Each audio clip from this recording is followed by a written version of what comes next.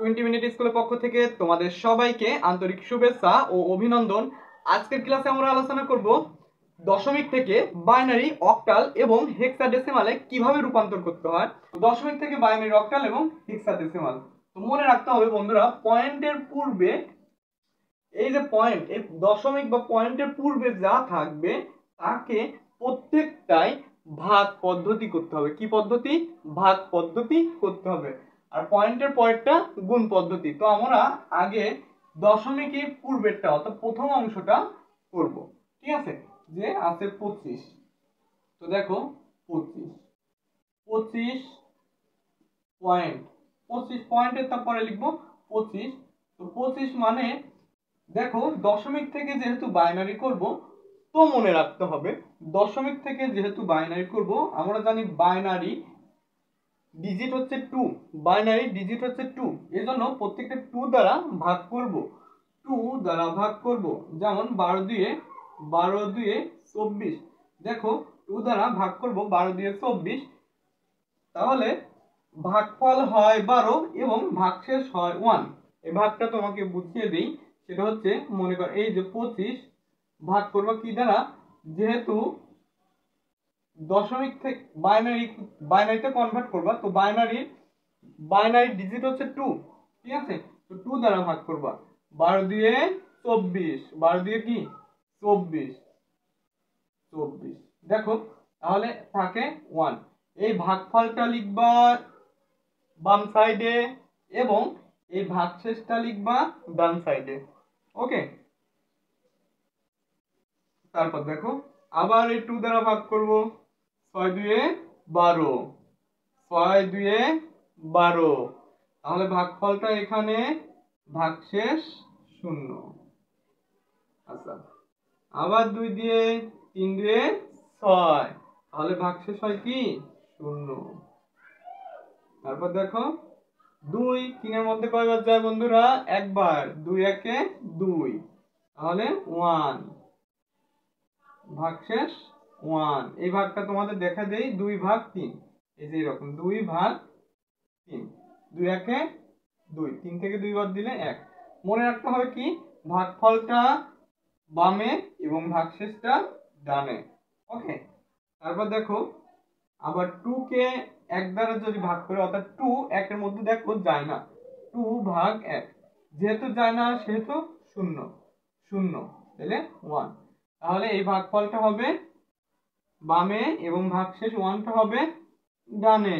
ওকে, মনে রাখতে হবে এই ভাগ প্রক্রিয়া ততক্ষণ পর্যন্ত চলবে। এই ভাগ প্রক্রিয়া বলছে কি ততক্ষণ পর্যন্ত চলবে যতক্ষণ না এই স্থলে 0 হচ্ছে। তাহলে আমাদের এখানে 0 হয়ে গেল, তাহলে আমাদের ভাগ শেষ। তাহলে আমাদের লেখার সময় কিভাবে লিখতে হবে খুব কেয়ারফুলি মাথায় রাখো। লেখার সময় লিখতে হবে সেটা হচ্ছে এই 1 থেকে, অর্থাৎ এই নিচের 1 থেকে উপরে যেতে হবে এইভাবে 1 1 0 0, অর্থাৎ নিচে থেকে উপরে যেতে হবে। দেখো 1 1 1 1 0 0 0 0 0 0, তারপর 1 1 1 0 0 1 1 1 0 0 0 0 1। ঠিক আছে, তারপর কি এই যে পয়েন্ট, আমরা এই যে পয়েন্টের পূর্বে সংখ্যাটা লিখলাম, এই জন্য দিলাম পয়েন্ট 1 1 0 0 1 1 1 0 0 1। অবশ্যই মনে রাখতে হবে নিচে থেকে উপরে যেতে হবে এটা, এবং এটা বাম থেকে ডানে যেতে হবে 1 1 0 0 1। ঠিক আছে, এখন আমরা দেখব দশমিকের পরের সংখ্যা, অর্থাৎ 0.125টা দেখব। আর এটা আবার দেখে নাও, অবশ্যই মনে রাখতে হবে দশমিক থেকে বাইনারি বলো, অক্টাল বলো বা হেক্সাডেসিমাল বলো, প্রত্যেকটাই করতে হবে ভাগ পদ্ধতি, সেম নিয়ম।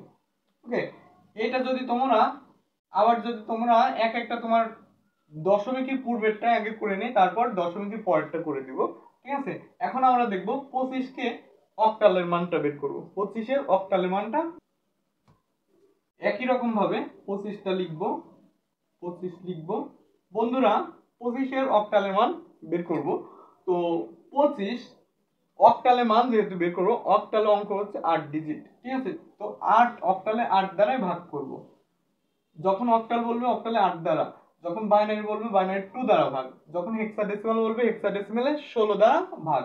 ওকে, তো 8 দ্বারা ভাগ। দেখো 8 16 মধ্যে বন্ধুরা কয়বার যায়? আমরা জানি 3 8 24, অর্থাৎ দেখো 8 24 25, হ্যাঁ দেখো 3 8 24, 25 থেকে অর্থাৎ 5 থেকে 4 বাদ দিলে 1, তাহলে ভাগফল 3, ভাগশেষ বন্ধুরা কি 1, ভাগফল 3 ভাগশেষ 1। তারপর দেখো আচ্ছা 8 কি 3 এর মধ্যে যায়? 8 3 এর মধ্যে যায় না, যেহেতু যায় না সেহেতু 1। ওকে, 8 যেহেতু 3 এর মধ্যে যায় না সেহেতু 0। এই ভাগটাও তোমাদের পূর্বেরটার মতো দেখে দিই, 8 ভাগ 3। দেখো 8 3 এর মধ্যে যাচ্ছে না, যেহেতু 3 ছোট এজন্য 0, এখানে 0, 3 থেকে 0 বাদ দিলে 3।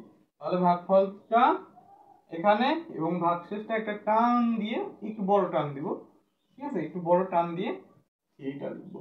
এখানে তোমরা একটা টেকনিক আকারে মনে রাখতে পারো, সেটা হচ্ছে এখানে যে সংখ্যা হবে, ঠিক আছে, ওই উক্ত সংখ্যায় শেষে এসে এখানে হবে। ওকে, তাহলে এইটার মান হচ্ছে 3 1। তোমরা কোথাও কোনো প্রকার যদি সমস্যা থাকে বা না বুঝতে পারো অবশ্যই কমেন্টে জানিয়ে দিও যে স্যার এই বিষয়টা বুঝতে পারিনি, ঠিক আছে। তো সবাই আমাকে স্যার বলবে এমন না, ভাইয়াও বলতে পারো, আমি কিন্তু প্রফেশনাল কোনো স্যার না, একমাত্র তোমাদের সুবিধার্থে আমি এই ক্লাসগুলো নিয়ে থাকি, আমিও তোমাদের মতো স্টুডেন্ট। ওকে, তো লেখো। তো আমরা জানি কি নিচে থেকে উপরে লিখতে হবে, তো 3 1, দেখো 3 1, তারপর কি দশমিক হয়ে গেলে এটা। এখন নেক্সট করো 25, দশমিক থেকে হেক্সার মান, 25 দশমিক থেকে হেক্সার মান, একই রকম এই ভাগ পদ্ধতি, ঠিক আছে, এটা কি ভাগ পদ্ধতি।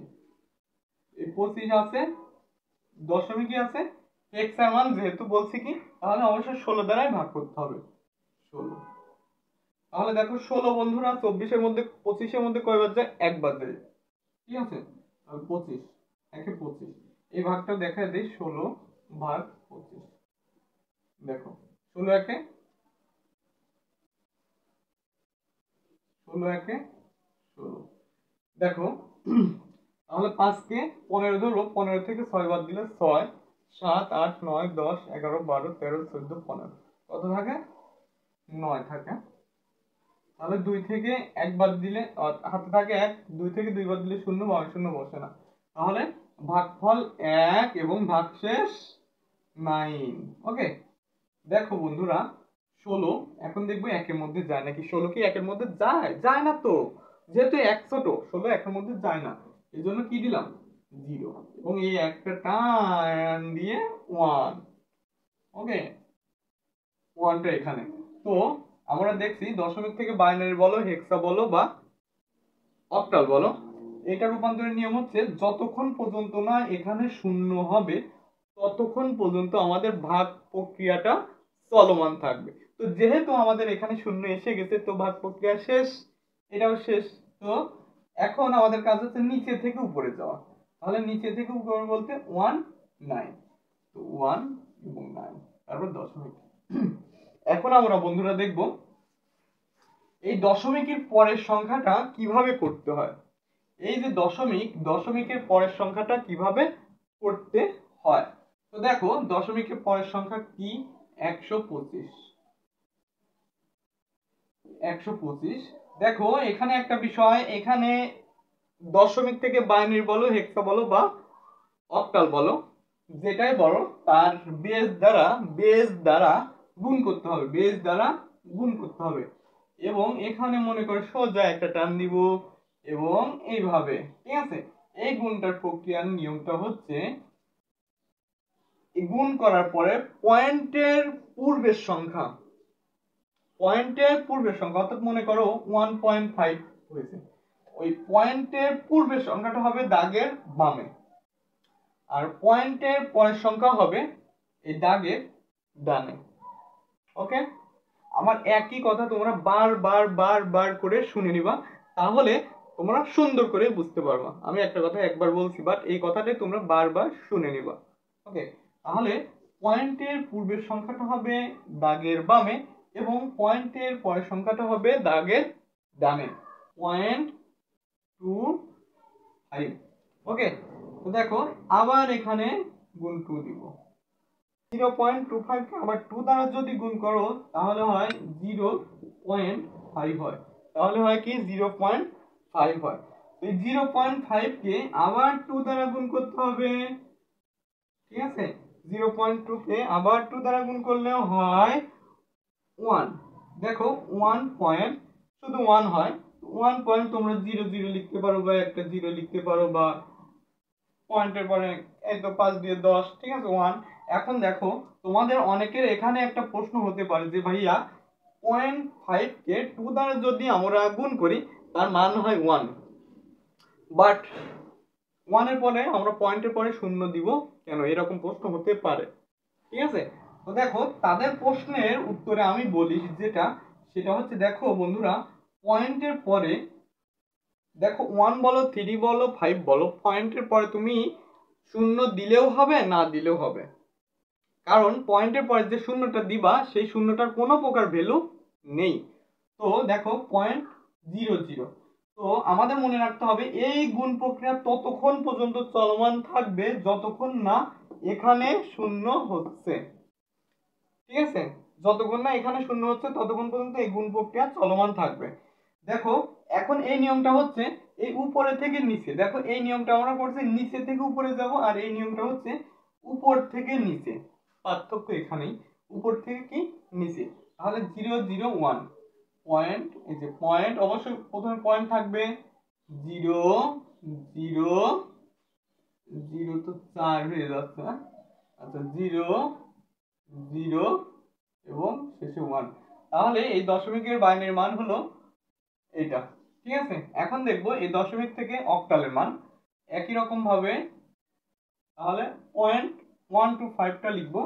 দেখো 0.125, আচ্ছা 0.125 কে গুণ করবো, যেহেতু অক্টাল সেহেতু 8 দ্বারা গুণ করব।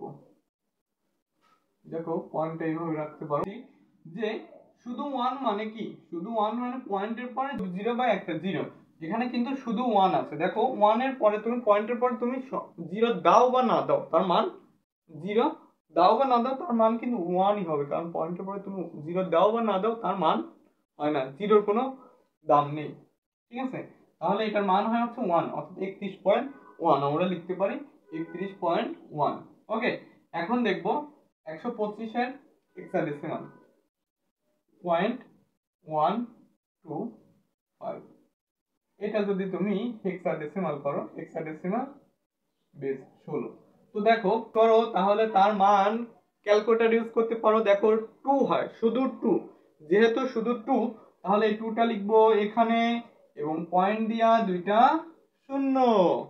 ওকে, 2টা লিখবো এখানে, পয়েন্ট দিয়া দুইটা শূন্য, ঠিক আছে। তাহলে হয়ে গেল এটা হেক্সা মান 0.2। ওকে, এই মনে রাখতে হবে যেটা, সেটা হচ্ছে আবার রিপিট করি, সেটা হচ্ছে দশমিকের পূর্বের সংখ্যাটা পয়েন্টের পূর্বে, দশমিকের পূর্বের সংখ্যাটা ভাগ প্রক্রিয়া করতে হবে। কি প্রক্রিয়া? ভাগ প্রক্রিয়া করতে হবে, এবং এই ভাগ প্রক্রিয়া করতে হবে এবং মনে রাখতে হবে যেটা, সেটা নিচে থেকে উপরে লিখতে হবে এবং বাম থেকে ডানে লিখতে হবে। ওকে, আর দেখো পয়েন্টের, এবং এটা হচ্ছে সর্বদাই ভাগ পদ্ধতি।